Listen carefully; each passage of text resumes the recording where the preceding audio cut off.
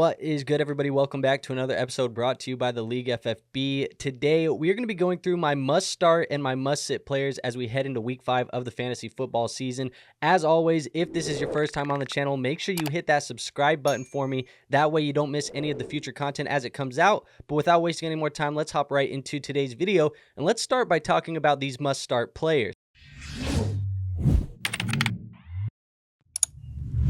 So the first player that I want to talk about in today's video as a must-start wide receiver, it is going to be Jayden Reed of the Green Bay Packers. He gets to play against the Los Angeles Rams here in this one. And last week, Jayden Reed, he caught 7 of 8 targets for 139 yards and a touchdown, and he rushed once for 2 yards in the Packers' loss to the Minnesota Vikings. Now, this week's matchup against the Los Angeles Rams is giving us a lot more hope that there's another big day. It could potentially be in store here in Week 5 against this Rams defense that currently ranks 27th against fantasy football wide receivers, which is the 5th worst in the NFL. Not to mention, this game also has a 48.5 point projected game total, meaning that there should be plenty of points to go around, and Christian Watson will be missing this one, so Jordan Love will have to rely on some of his other options just a little bit more, meaning potentially some more extra targets for Jayden Reed. Now, Jayden Reed, he has fully established himself as Jordan Love's #1 wide receiver in this offense, and in both games with Love under center this year, Jayden Reed has been a top 5 wide receiver on the week for fantasy football. The usage, the matchup, and the talent of Jayden Reed are all lining up for him to have another massive day here for you in Week 5. And I think if you're considering playing Jayden Reed this week, definitely do so because he is a locked and loaded wide receiver 1 for me here in Week 5 of the fantasy football season. Now, moving on to my next must-start wide receiver, I want to talk about Amari Cooper of the Cleveland Browns. He gets to play on the road at the Washington Commanders. And Amari Cooper, he had 4 receptions on 8 targets for just 35 yards in Sunday's loss to the Raiders. But he did have an 82-yard touchdown catch and run that was called back by a holding penalty,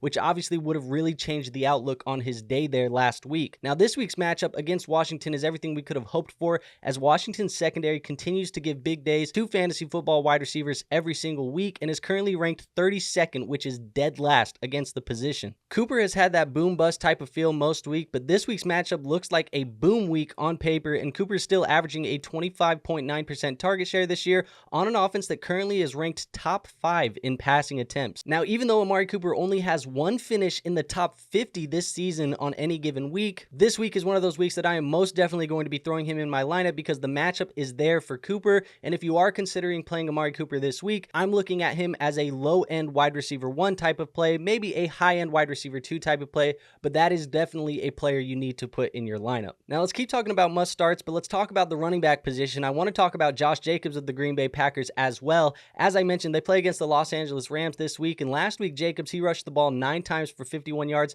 and he brought in 4 of his 6 targets for 27 yards in the Packers' loss to the Vikings. Now, Jacobs has been pretty hit and miss to start the year, but I think a lot of that has really been due to Jordan Love being out of the lineup, and defenses have been able to stack the box here against Josh Jacobs. With Jordan Love back in the lineup, this offense is going to be much more efficient, and defenses won't be able to key in on Jacobs as hard. This week's matchup is going to be exactly what Jacobs needs if he wants to get back on track, as Los Angeles is currently bottom 5 against the running back position and just gave up a massive day to DeAndre Swift on the ground. Not to mention, there's also going to be a lot more touchdown opportunities now for Jacobs with their starting quarterback back in the lineup, and I strongly suggest throwing Josh Jacobs into those lineups for your fantasy football teams this week because I currently have him ranked as a running back 1 play here in my rankings. And now the last must-start player for me, it is going to be James Conner of the Arizona Cardinals. He gets to play on the road at the San Francisco 49ers, and last week, James Conner rushed 18 times for 104 yards and a touchdown while catching his only target for 9 yards in Sunday's 42-14 loss to the Commanders. Now, it wasn't a good day from the Cardinals in that one, but James Conner, he still performed for fantasy football managers, and I think he's going to continue to do so here in this week's matchup against the San Francisco 49ers. This game is projected to be one of the highest projected game totals of the weekend with a total of 49.5 points, and James Conner is still a huge part of this offense and will be leaned on if Arizona wants to compete. Not to mention, Conner has been lights out in the red zone this year and has found himself scoring a touchdown in 8 of his last 9 games for the Cardinals, stemming all the way back to week 13 of last season. I think we can comfortably throw James Conner into our lineups here this week, and if you are throwing him into your lineup, this is a guy that I am projecting as a high-end running back 2 play here in week 5 against the Niners. But now that we've talked about some must-start players, let's talk about some guys that have risky matchups and might be better off on your bench if you have the playable options. One guy I want to talk about specifically is going to be Rashid Shaheed of the New Orleans Saints. He gets to play on the road against the Kansas City Chiefs, and last week, Shaheed, he caught 8 of his 11 targets for 83 yards, and he added 14 rushing yards on 2 carries in Sunday's loss to the Falcons. Now, although this was a season high in targets for Shaheed, this week's matchup against Kansas City is much tougher because Kansas City's defense has been one of the better defenses in the NFL throughout the first month of the season. Now, there's obviously a chance that the way that Rashid Shaheed plays, that they could be playing from behind and they start looking for that long, big play touchdown that Shaheed has hit from time to time in weeks past. But Kansas City's best option to win this game moving forward is going to be to control the game tempo, to lean into their run game, especially while Rashid Rice is out. So that could definitely leave less time for the New Orleans Saints to be on offense here in this week's matchup. Now, I don't mind if you need to play Rashid Shaheed to throw him into your lineup because there are some bye weeks and there are some injuries that people might have to be dealing with at the moment. But if you do have to play Rashid Shaheed, he's a player that if you have the options I'm getting off of, and I'm not really viewing as anything more than just a wide receiver 3, maybe just a flex play here in Week 5's matchup against Kansas City. Now, moving on to my next must-sit wide receiver, I want to talk about Keenan Allen of the Chicago Bears. He gets to play a good matchup actually this week against the Carolina Panthers. And last week, Allen, he caught all 3 of his targets for 19 yards in the Bears' win against the Los Angeles Rams. The unfortunate thing about Keenan Allen in this matchup against the Panthers is despite the matchup being good on paper, the injury of Allen to start the year has already pushed him into the wide receiver 3 role behind Rome Odunze in the pecking order. Now, last week with Allen back in the lineup, he saw the least amount of snaps between DJ Moore, Rome Odunze, and himself, and he's the least likely to be a red zone target for the Bears in the few attempts that they do get in that red zone. Mix in the fact that this game's game total is supposed to be one of the lowest of the weekend, and Chicago is projected to lead in this one, meaning that they could lean on the run game again, especially after seeing a big week from DeAndre Swift last week. It just makes Keenan way too risky for me in fantasy football lineups. Now, I would be trying to avoid playing Keenan Allen this week, but if you do have to play him, he's a guy that I'm viewing as nothing more than just a low-end wide receiver 3, maybe a high-end wide receiver 4 type of play,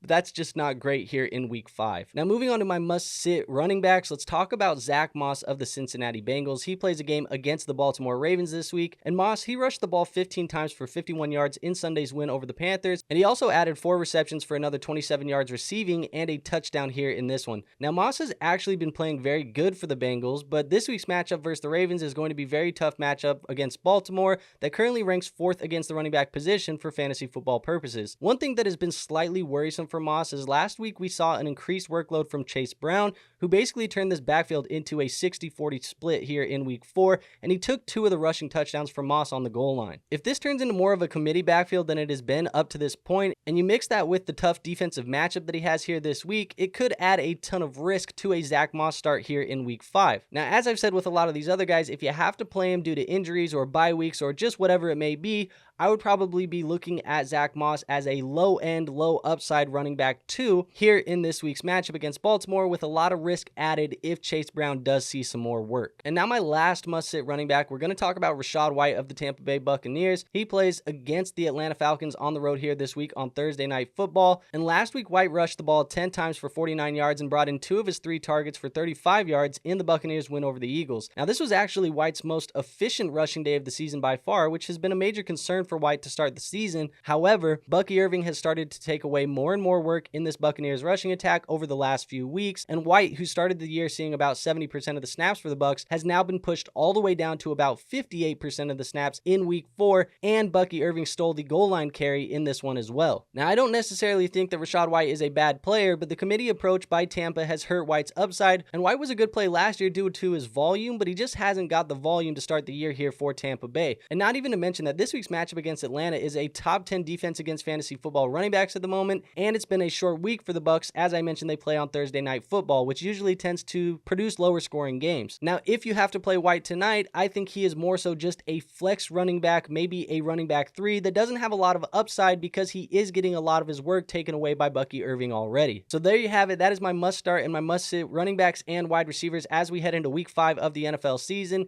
If you did enjoy the video, go ahead and hit that like button for me. It is the best free way to show this channel some support. Also, as I mentioned at the beginning of this video, if you liked it and you want more of it, make sure you hit that subscribe button as well and hit the notification bell. That way you never miss any of our future uploads when they do come out. And last but not least, make sure you go join our Discord. I do have a free Discord. It will be linked in the description. You can go in there, ask me any fantasy football questions that you have, start sits, trades, waivers, any of that stuff. And as I mentioned, it's free to join, so there is no risk in doing that. But with all of that being said, I have nothing else for you guys today, so I will see you on our next episode. But until then, peace out.